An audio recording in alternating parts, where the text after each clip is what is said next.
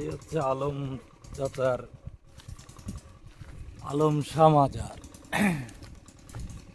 আলম শাহ দিঘিও বলা চলে। এই বিলের মাঝামাঝি এক পুকুর, 10 কাঠা জায়গার উপরে।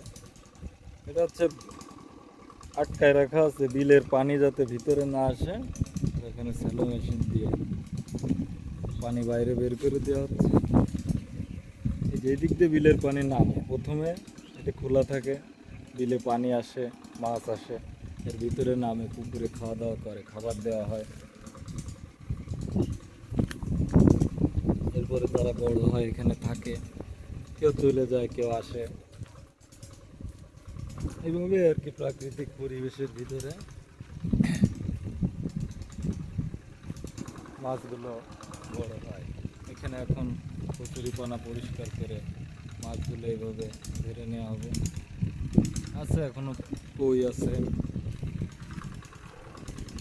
শোল মাছ আছে, টাকি আছে। এখানে মরিচ গাছ দেওয়া আছে, কিছু পাড়তে লাগানো, মরিচের ফলনও ভালোই দেখা যাচ্ছে। চারিদিকে বিল, পাড় দিয়ে খেজুর গাছ আছে, খেজুরের রস আমরা পাবো। এখানে পাখিরাও আছে অনেক। এই যে সবাই মিলে কচুরিপানা পরিষ্কার করতেছে, মাছও পাওয়া যাচ্ছে।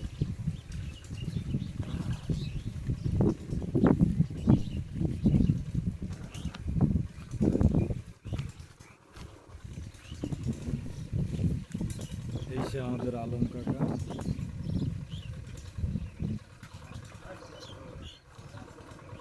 সেই জায়গার কিং বলা যায়, কিং অফ দিস পুকুর পন্ড। মরিচ পেকে গেছে, এগুলো তুলে নিয়ে যাওয়া লাগবে।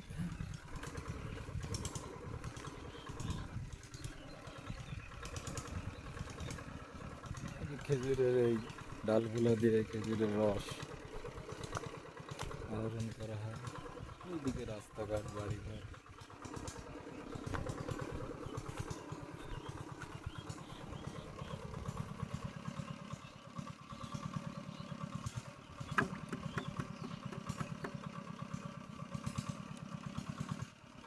এগুলো সব জিওল মাছ।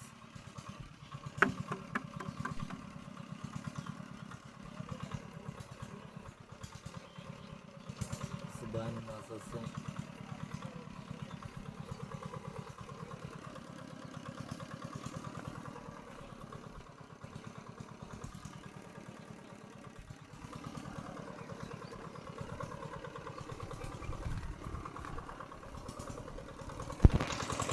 এই তোর ঘর, এখান থেকে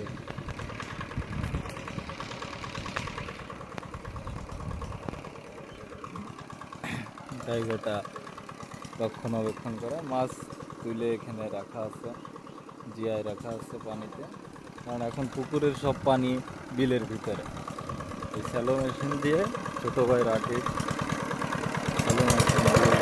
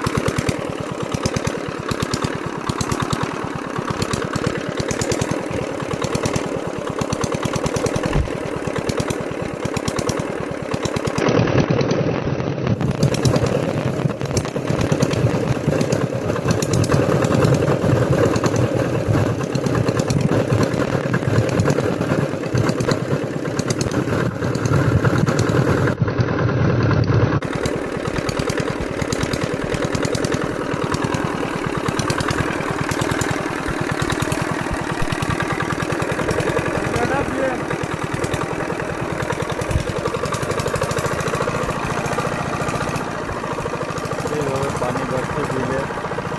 এখানে কিছু এই যে চায়না জাল, জালগুলো অবশ্য নিষিদ্ধ,